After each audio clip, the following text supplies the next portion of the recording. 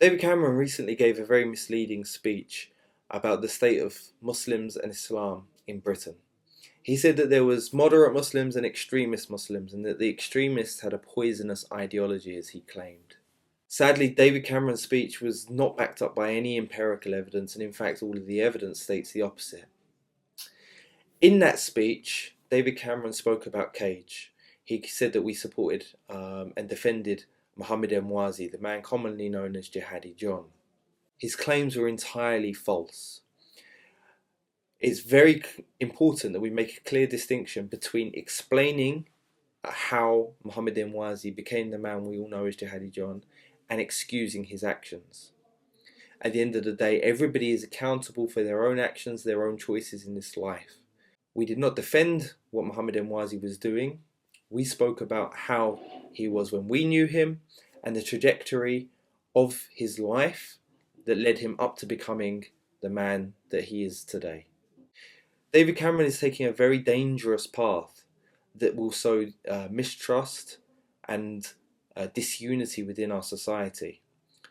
By pitting Muslim against non-Muslim, by pitting so-called moderate against so-called extremist, he's creating conflict and strife within our society. We need to work together to get to the actual causes of extremism.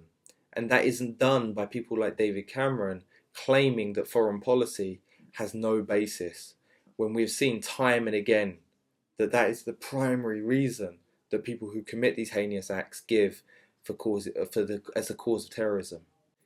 Instead, David Cameron is going down the path of trying to outlaw legitimate expressions of faith, which goes against hundreds of years of principle here in the UK. It's bad enough that David Cameron has already brought in legislation that makes our community feel constantly under siege, being spied upon in our schools, in our doctors' surgeries, in any interactions that we have with the public service. These legislations that he's suggesting go a step further, banning people for mere thoughts. Cage is seeking advice on taking David Cameron to court for his defamation of our organisation. We are standing for equal justice for all people, as we have done since our very inception.